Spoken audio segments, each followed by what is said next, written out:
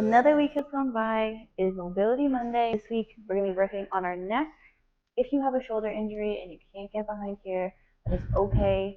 But if you are able to get back there, this is a great stretch for especially the office workers who get that neck, shoulder blade, neck junction type of pain. Let me just turn around here. So you're going to get this hand behind your back like this. You're going to take this hand on top of your head and just look into your shoulder. Hand goes behind your back, and you're just going to look towards the opposite shoulder. And you can hold it for up to 30 seconds. You should be able to feel through a muscle called the levator scap that runs all the way down to your shoulder blade.